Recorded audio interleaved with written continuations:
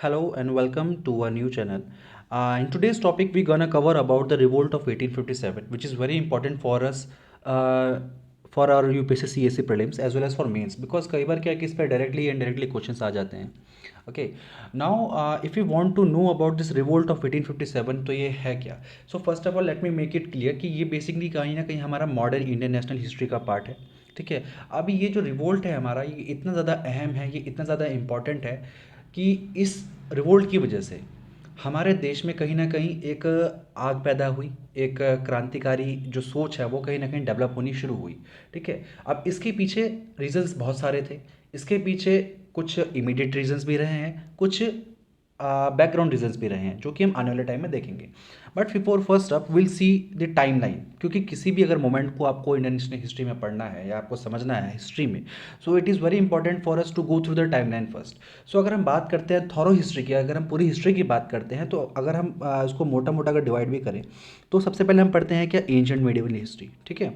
Ancient history में आप क्या पढ़ते हो बेसिकली, कि कौन कौन सी डायनेस्टीज आई हैं पावर में, देन कैसे कैसे कंसोलिडेशन शुरू हुआ, then early Vedic period, later Vedic period, Indus valley civilization. You will see everything in this ancient part.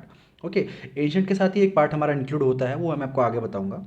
ठीक है. सेकंड, हम यहाँ से एंशिएंट से जंप करके हम जाते हैं कहाँ पे, that is your medieval Indian history. अब इस मिडिवल इंडियन हिस्ट्री में हमारे बहुत सारे मल्टीपल पार्ट्स हैं.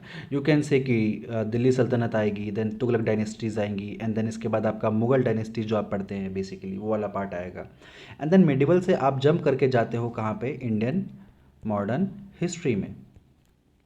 ठीक है. अब इंडियन मॉडर्न हिस्ट्री में आप जंप करते हो, बट ये सारे के सारे जो हमने तीन स्टेजेस देखे, like ancient, then medieval, then modern history, तो कहीं ना कहीं इनका एक ओवरलैपिंग पीरियड भी होता है. तो यही ओवरलैपिंग पीरियड अगर मैं बात करता हूँ कि अगर सपोज वो टाइम लाइन में यहाँ पे है, तो it was the year of 1498. It was the year one Vasco da Gama entered for the Indian territory for the first time. अब वास्को डिगामा जब फर्स्ट टाइम एंटर करते हैं इंडिया में, तो ही वॉज अ पोर्तुगीज. ठीक है. तो let me give you mnemonic, you can से. सो it was P D, sorry, one second, PDEF. Okay, it was PDEF. So first one was Portuguese, second one was Dutch, third was East India Company, or you can say the Britishers, and the last one was French. Okay, so इस sequence में ये लोग enter करते हैं, PDEF. ठीक है. तो first one was Portuguese जो हमारे टेरिटरी में एंटर करते हैं. तो it was Vasco da Gama who enter Indian territory for the first time. Okay. अब धीरे धीरे इन सब का आना शुरू होगा, और ये जो ईस्ट इंग्लिश कंपनी है हमारी, ठीक है, ईस्ट इंडिया कंपनी जो है हमारी, वो it will enter in India in around 1600 के आसपास वो एंट्री लेती है.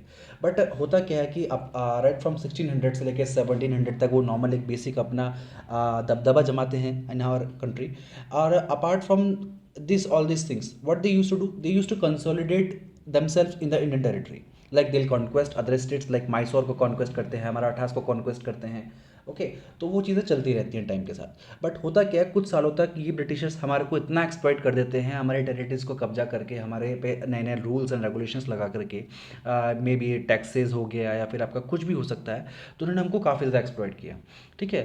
तो एक ईयर आया हमारे बीच में, the year was, you can say the 18th century it was. Okay. 1819th century it was. तो क्या हुआ कि बहुत सारे लोगों का ना एक, यू कैन से कि रेनेसा जाग गया. Now they use to think क्या सही है और क्या गलत है. दे यूज टू फाइट कि कैसे लड़ना है अंग्रेज़ों से, इधर पॉलिटिकली लड़ना है. कई बार होता था कि they use to take up the arms and they use to do revolt with the Britishers. ठीक है. तो उसी का ही एक कहीं ना कहीं हमें पार्ट देखने को मिलता है कि revolt of 1857. Okay. Now if you talking about the revolt of 1857, तो हमारे लिए सबसे इंपॉर्टेंट इसमें क्या बनता है कि अगर हम बात करते हैं कि रिवोल्ट ऑफ 1857 का सबसे बेसिक कारण क्या था. ओके. कि आखिरकार, क्योंकि देखो कोई भी म्यूनिटी होगी, मैंने अभी आपको बताया, तो उसके पीछे कोई ना कोई कारण रहा होगा. So there were two reasons. One was immediate reason. ठीक है. And second one was the background reasons, you can say. Okay.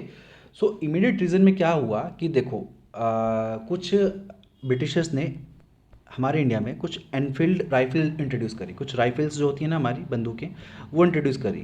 ठीक है. अब सुनने में ये आया लोगों के, जो हमारे, देखो ऑब्वियसली बात है कि अब अंग्रेज़ बाहर से तो अपनी सेना लेके आए नहीं थे. What they use to do कि वो इंडिया के ही लोगों को आर्मी में ऑक्यूपाई करते थे, and they use to train them, and then train करने के बाद they use them for their conquest. कि आपको कहीं भी अगर कॉन्क्वेस्ट करना है या आपको कोई लड़ाई करनी है, कोई जंग लड़नी है, तो अल्टीमेटली कौन होगा, इंडियंस ही होंगे. अब जब इंडियंस को आपने आर्मी में शामिल कर लिया, अपनी अपनी फोर्सेस में शामिल कर लिया, तो उन्होंने क्या करा कि उनको मॉडर्नाइज करने के लिए कुछ एनफील्ड इंट्रोड्यूस करी. अब जब एनफील्ड इंट्रोड्यूस करी तो हुआ क्या कि उसमें जो गोली होती थी आपकी, जो बुलेट है, ठीक है, सपोज ये बुलेट है, तो इसको अगर आपको एनफील्ड में अगर डालना है, what you have to do कि आपको उसको दांत से चबाना पड़ेगा पहले, और जब आप दांत से चबाओगे तो वो आप उसको फायर कर पाओगे इजीली। ठीक है, अब ये चीज़ हो गई। बट हुआ क्या कि इस इंट्रोडक्शन के साथ ही जो ये बुलेट्स इन्होंने इंट्रोड्यूस करी है, एनफील्ड राइफल जो इन्होंने इंट्रोड्यूस करी, इसमें कुछ इश्यूज होने लगे।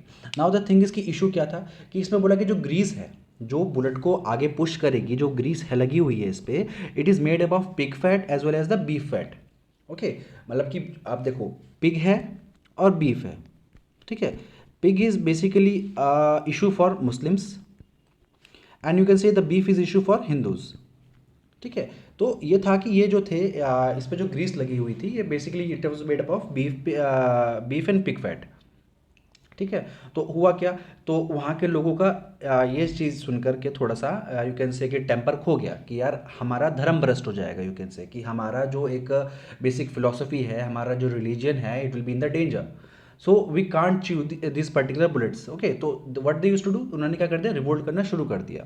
ठीक है, अब अगर बात करते हैं कि रिवोल्ट की शुरुआत कैसी होती है, तो it was the year of 1857 obviously, and the date was 10 May. 10 May was a date जिस दिन ये सारा का सारा रिवोल्ट शुरू होता है, and the location was Meerut. Meerut was a location in Uttar Pradesh. Okay, you can से around 58 kilometres from Delhi. Okay, तो यहाँ से ये मेरठ में ये जो क्रांति है ये शुरू होती है। तो क्या होता है, यहाँ के जो भी हमारे सिपाहीज थे, okay, what they use to do, they use to revolt against the East India Company, and उन्होंने क्या कर दिया कि मार्च करना शुरू कर दिया टुवर्ड्स द दिल्ली आफ्टर, मतलब जो भी वहाँ पे था 10 मई को, उन्होंने मेरठ में जो भी था बैरक वगैरह, उन्होंने वहाँ पे सब कुछ तहस नहस किया, and they use to march towards the Red Fort, मतलब कि एक तरीके से यू कैन से कि they use to walk towards the Red Fort, है ना, दिल्ली की तरफ उन्होंने मार्च करना शुरू कर दिया। Why Delhi, because medieval part से हम देखते आते हैं कि मिडिवल के लास्ट में कौन रूल करना शुरू करता है, it was Mughals. But Mughal का ही एक राजा था हमारा, that is Bahadur Shah Zafar. Okay, तो बहादुर शाह जफर को एज अ लीडर उन्होंने सोचा कि हमारा लीडर कौन होगा इस रिवोल्ट का, तो एज अ लीडर उन्होंने चुना किसको, बहादुर शाह जफर को, जो हमारे इंडियन आर्मी के सोल्जर्स थे कहीं ना कहीं, है ना, ईस्ट इंडिया कंपनी के soldiers I can say, although they are Indians. Okay, so उन्होंने क्या करा, उन्होंने रिवोल्ट करना शुरू किया टुवर्ड्स रेड फोर्ट, जहाँ पे कि बहादुर शाह जफर को रखा हुआ था। ठीक है, अब ऐसे ही कुछ रिवोल्ट्स आपको इससे पहले भी देखने को मिलेंगे। It was the first incident जहाँ से कि रिवोल्ट एक बड़ी तादाद में शुरू होगा बेसिकली, बट इससे पहले भी कुछ कुछ चीज़ें होनी शुरू हो गई थी, लाइक कि नेटिव इन्फेंट्री है आपकी बेहरामपुर में, 19th इन्फेंट्री एट बेहरामपुर, वहाँ पे भी क्या हुआ कि इस राइफल को जब इंट्रोड्यूस किया था तो फेबररी में ही जो है एक म्यूटिनी हो गई थी, बट इट वॉज सप्रेस्ड, वो कुछ खास कर नहीं पाई। ओके, सेम विद, अगर आपने एक बहुत फेमस सुना होगा, it was 34th infantry, it was 34th infantry. Okay, अगर आपको थोड़ा बहुत नॉलेज होगा तो इट वॉज मंगल पांडे जो कि इस इन्फेंट्री से थे, और जब मंगल पांडे ने रेफ्यूज़ किया तो उनको एग्जीक्यूट कर दिया था ऑन अप्रैल ऑफ 6 अप्रैल को उनको एग्जीक्यूट कर दिया था। ठीक है, जस्ट बिकॉज क्योंकि अंग्रेज़ों का था कि कोई हमारे अगेंस्ट ना बोले, एंड जो हम बोल रहे हैं आपको वो करना पड़ेगा। ठीक है, सो रीज़न मैंने आपको बताया कि एक इमीडिएट रीज़न हमें क्या देखने को मिला कि जो ग्रीस राइफल थी वो चबानी पड़ती थी दांत से, और वो बनी होती थी किससे, बीफ फैट से, and as well as pig fat. Okay, and another problem was कि जो आटा होता था, जो बेसिकली फ्लोर है आपका जिससे आप रोटी बनाते हैं, उसमें शिकायत आई कि इसमें बोन डस्ट मिला हुआ है। क्या मिला हुआ है, बोन डस्ट। अब बोन डस्ट भी मिला हुआ है तो ऑब्वियसली बात है कि कहीं ना कहीं धर्म भ्रष्ट होगा, इधर फॉर हिंदूज इधर फॉर मुस्लिम्स।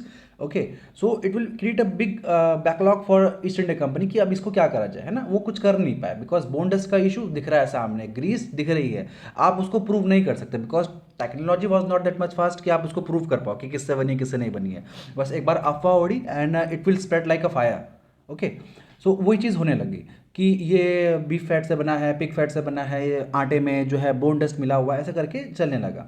ठीक है, एंड इसकी वजह से हुआ क्या, सिपॉयज़ को क्या लगा कि their religion was in danger, और उस टाइम पे अगर आप मानो तो सबसे इंपॉर्टेंट चीज़ थी दैट वॉज रिलीजन, कि आपका धर्म सबसे इंपॉर्टेंट है। Okay, because society was not modern at that time, है ना, तो ये चीज़ चलने लगी। तो 10 मई को रिवोल्ट शुरू होता है from Meerut, 1857 was the year, and by the morning of 11th में जो भी सिपॉइज थे वो पहुंच जाते हैं दिल्ली रेड फोर्ट पे। ठीक है, and they ask Bahadur Shah Zafar की my lord please come with us, we want to start a revolt against East India Company. But Bahadur Shah Zafar was not like other kings, like अगर आपने मुगल हिस्ट्री में अगर आपने पढ़ा हो तो there are big leaders like Aurangzeb, like Akbar, then you can say there many leaders है ना। आप उससे भी पहले अगर आप जाओगे तो it's Mohammad bin Tughlaq and all. तो there are many big leaders, but Bahadur Shah Zafar was you can say कि एक बहुत ही छोटा राजा था, है ना। उसकी पावर को ख़त्म कर दिया था किसने? ईस्ट इंडिया कंपनी ने। बट क्या था ना कि लोगों का एक माइंडसेट था, क्योंकि 400 साल से आप पे किसने रूल किया है। तो जो हमारे सिपाहीस थे उनको लगा कि भैया हमारा राजा आज भी यही है ना। दे डोंट थिंक कि हमको कोई नया राजा चुनना चाहिए या कुछ ऐसी चीज़ें उनके दिमाग में नहीं आई, है ना। दे थिंक कि will go to the Bahadur Shah Zafar and will revolt and हम दोबारा से अपने राजा को बिठा देंगे, ठीक है। तो ये चीज़ें हमारी शुरू हुई यहाँ तक, ठीक है। अब रीजन में हमने देख लिया इमीडिएट रीजन कि ग्रीस कार्टिलेजेस वगैरह बोन्डस वाला रीजन हमने देखा, ठीक है। सेकंड पार्ट अगर हम इसका देखते हैं तो that was the fundamental reason. अब फंडामेंटल रीजन हमारे बेसिकली क्या होते हैं कि अदर रीजन्स है ना, मतलब एक आई कैन से कि जो एक बैकग्राउंड रोल प्ले कर रहे थे फंडामेंटल रीजन्स, ठीक है।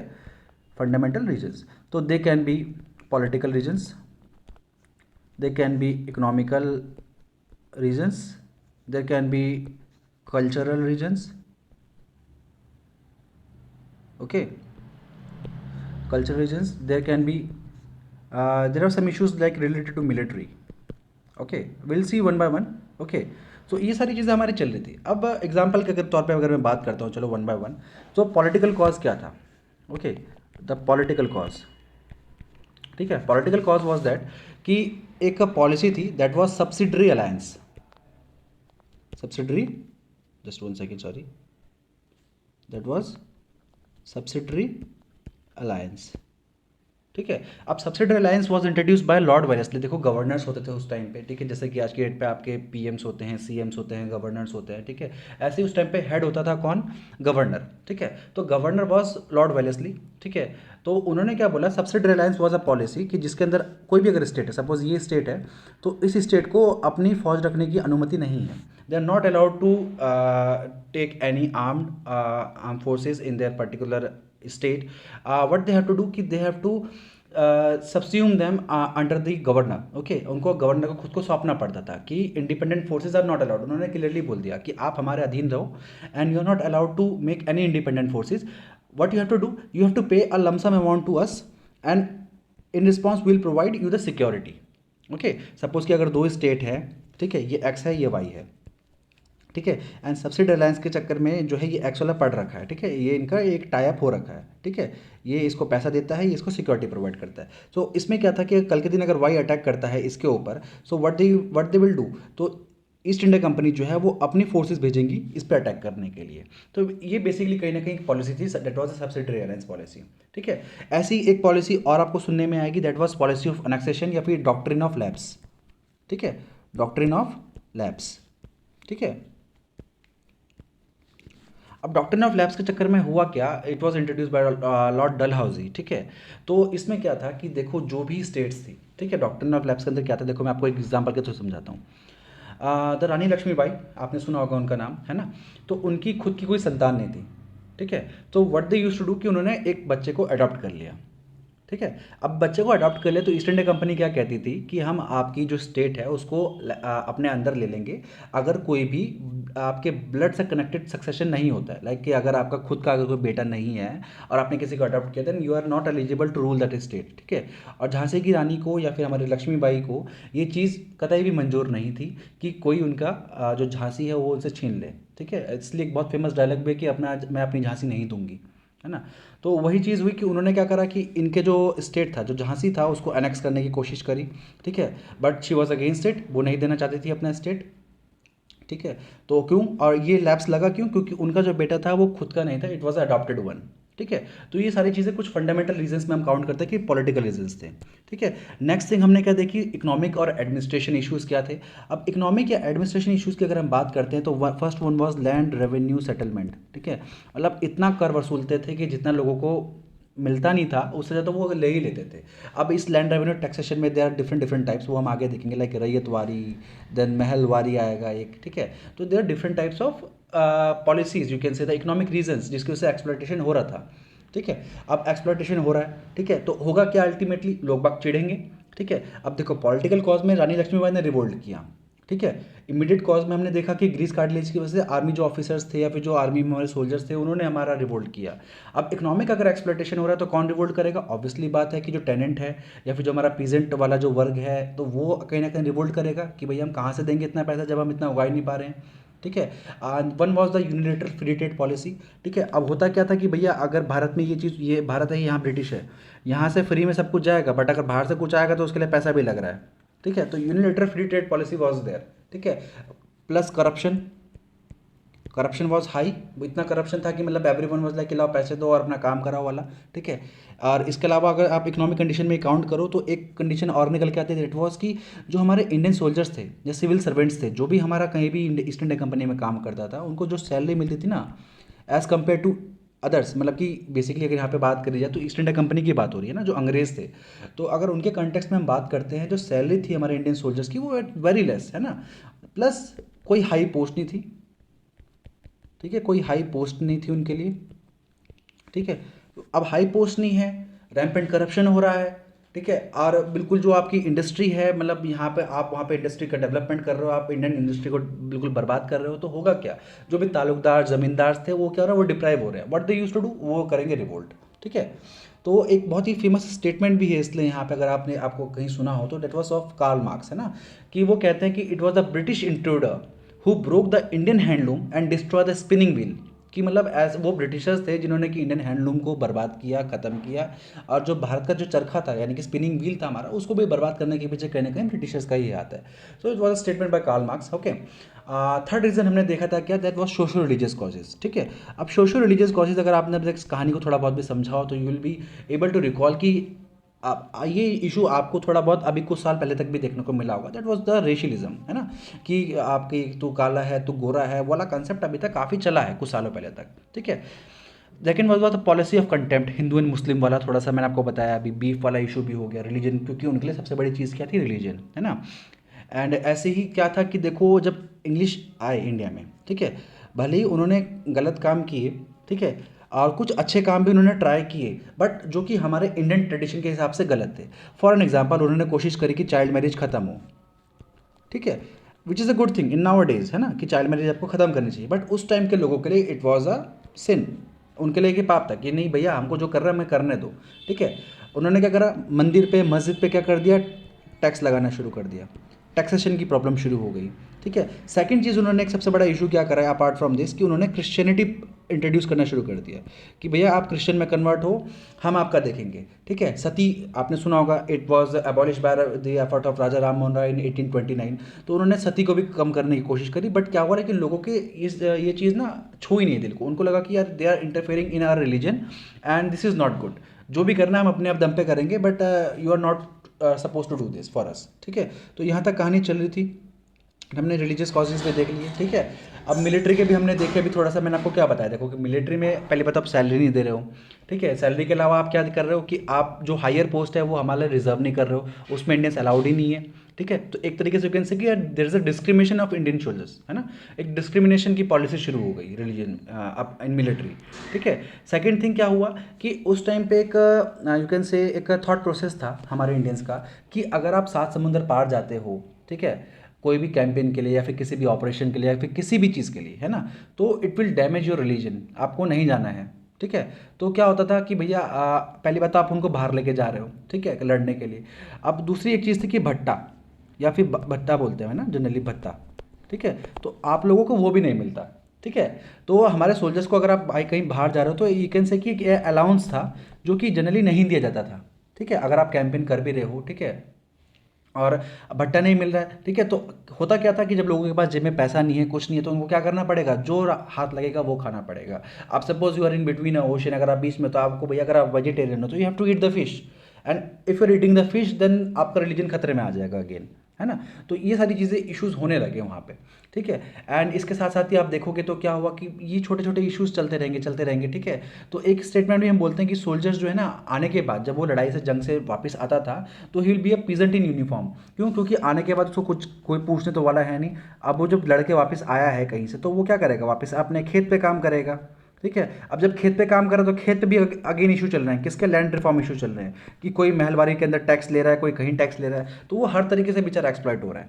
ठीक है। अपार्ट फ्रॉम दिस कुछ इन्फ्लुएंस था आउटसाइड इवेंट्स का भी, लाइक कि Afghan war, Punjab war, Crimean war, है ना, ये सब चीज़ें आप जब पढ़ोगे अपने स्पेक्ट्रम में या फिर किसी भी स्टैंडर्ड बुक में, तो विल गेट टू नो कि there are many different different reasons. तो यूपीएससी क्या करता है जनरली आपसे यही एनालिसिस पूछ लेता है कि what were the basic regions behind 1857 revolt, क्या रीजन्स रहे हैं, ठीक है। तो ये सारी चीज़ें पूछता है, ठीक है। अगर हम ओवरऑल बात करते हैं कि what was the nature of revolt, कि नेचर कैसा था, कि देखो it was the first time कि जब इंडिया में ना थोड़ा सा नेशनलिज्म वाला स्पिरिट हमको देखने को मिलता है, ठीक है। कि लोगों में थोड़ी सी जागरूकता आई कि यार हमारे साथ गलत हो रहा है and we have to revolt, है ना।